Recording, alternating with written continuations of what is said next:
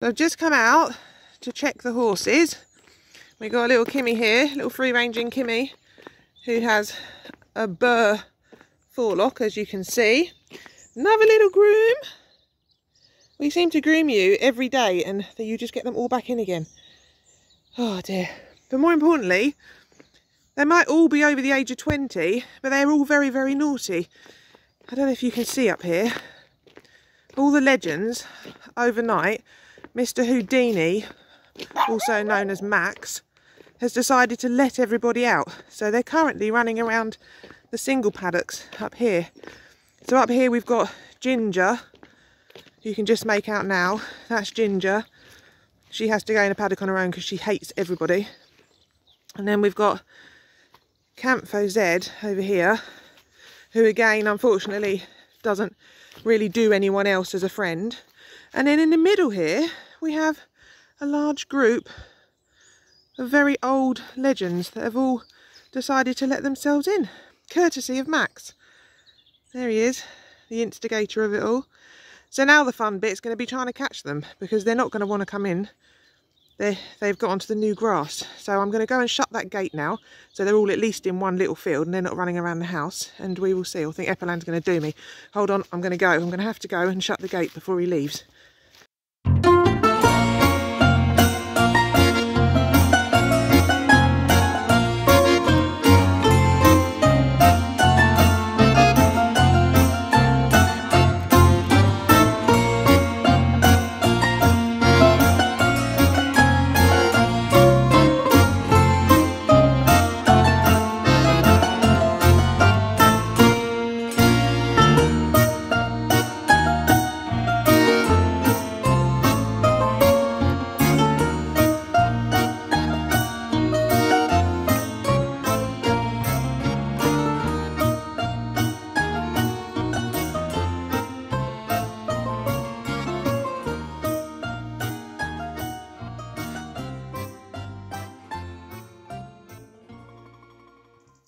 Hello everyone, I hope you're all well. Madjik here has been a little bit poorly.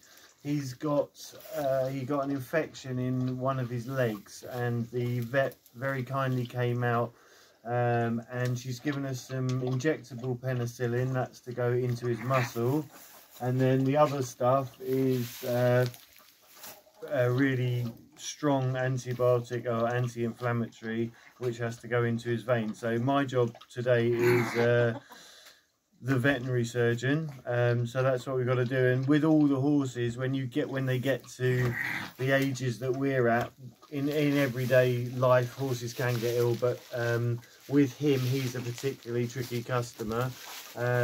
He's very, very sensitive, and he has been troublesome. He's very high maintenance, but if he gets a problem, we just try and get on it. We've done the herbal stuff, we've done the tinctures and all the bits and pieces for different ailments that he's had, but when it gets into his blood, it's really trying to nip it in the bud. So he got this poorly leg, and now it's just a case of trying to help him the best we can. So yes, so I'm going to do this. I'm going to do the injection into his vein, and then I'm going to do the intramuscular injection, which is a penicillin, and he has to have quite a lot of this.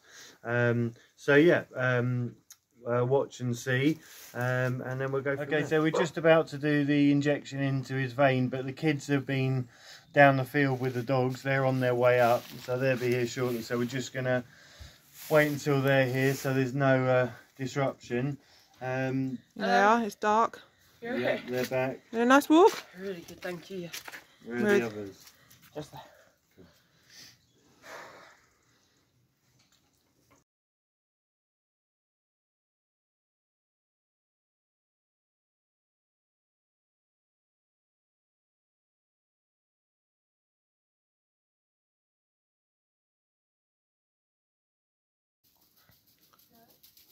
Okay, so we're going to use this antiseptic rub. Just give it a clean over the area, and then the injectable into the vein.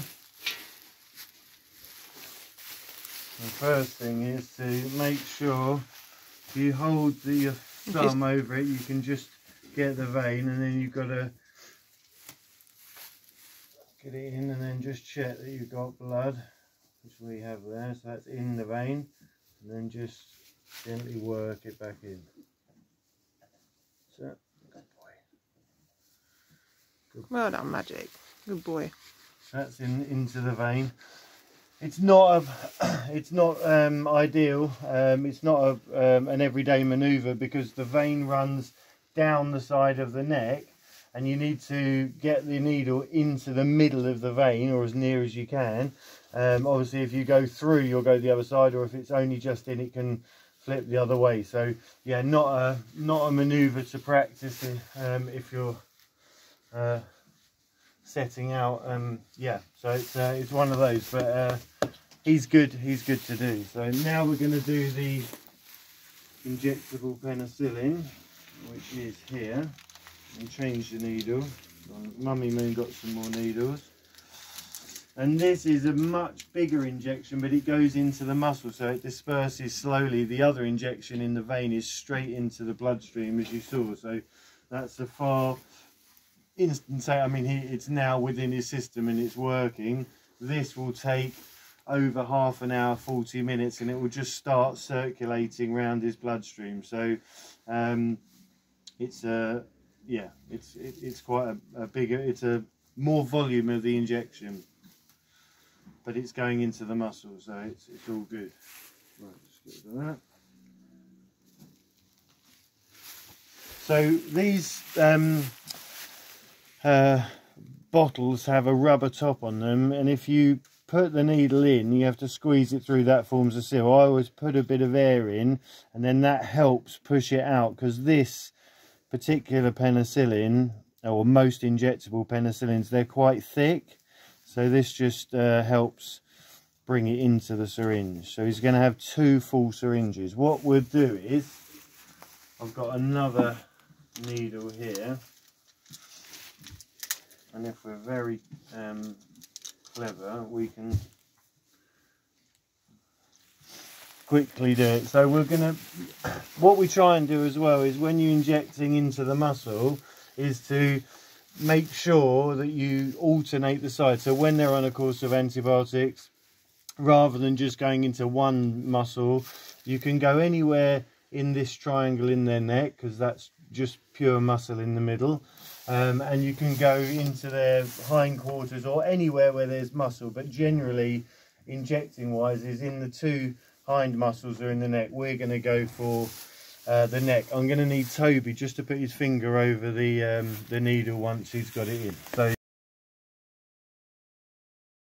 it's almost just a desensitizing motion, if you like. But the first thing, as Jenny quite rightly said, is just to put a little bit of our cleansing wipe over the area where we're going to inject through.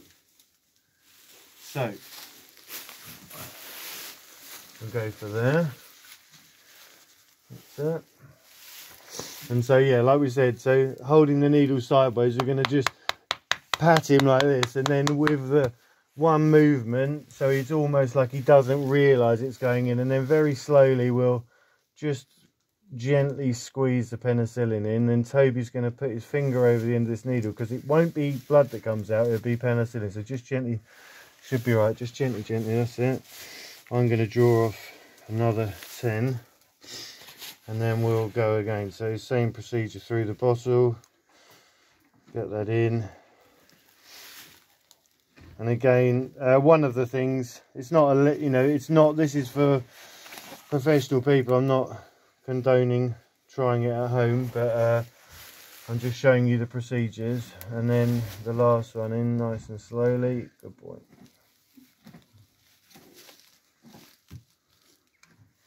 That's it, and then give it a nice rub.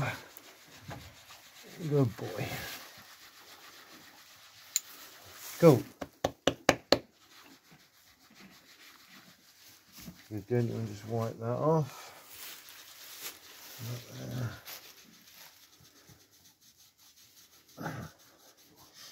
So if you just rub in the area, it's obviously just like anything, if you're a prick with a needle, I'm sure many of you know what it's like to have your blood taken, but you get that little bit of discomfort, so a little massage just to try and make it nice and comfortable.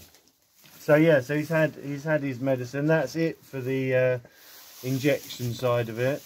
And as you can see, he quite clearly he's lost his eyeball, and that was because we think he had some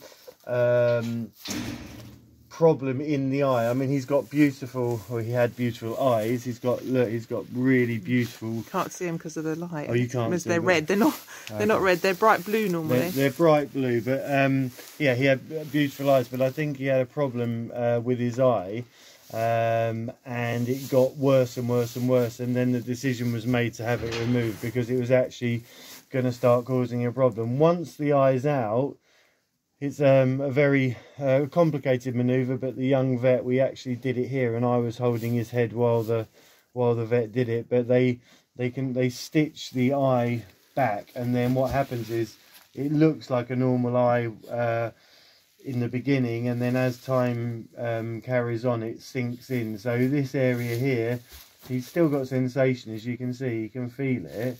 But it's comfortable. It's much more comfortable than having a dodgy eyeball. So yeah, the decision was made, and he's content. But there are issues with it because you know, you have to be careful when you're leading him in and out or past stuff, and just making. Obviously, he can feel since I'm here because I've been obviously doing stuff from this side of him, but you know, you can surprise them. So it's just being aware. Again, another little thing with him. He's high maintenance. He was always pretty tricky anyway, but now he's more dependent now because we have to just be careful about what we do. But yeah, he's cool. He's quite happy as he is like that. So and he's an old boy now. He's 28 years old, so he's not young, are you, Madge? Hey? But he's good. He keeps us on our toes.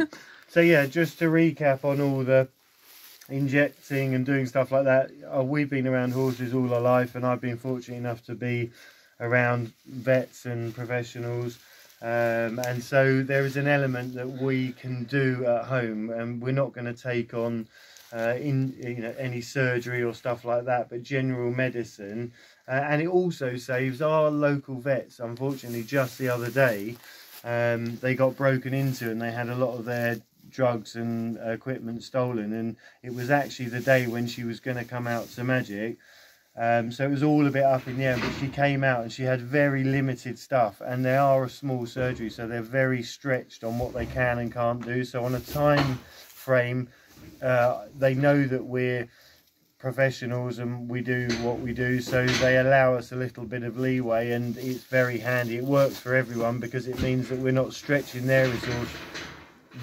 If we couldn't inject, then someone would have to come out, etc, etc. So yeah, it works well, but it's not a have a go thing. It requires training and experience. So as with anything, if you're unsure, obviously, you know, it's consult the professionals.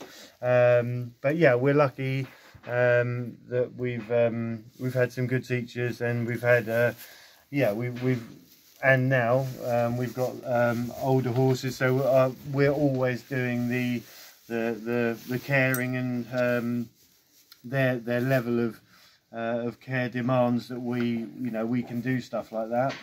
But yeah, it's all good. So onwards and upwards. It's dinner time. He's licking his lips, so we're gonna get him his dinner, and it's bedtime. The clocks go back tonight, so if you haven't remembered, or you're seeing this later, you might have overslept, or if you do get this tonight, you've got an extra hour in bed.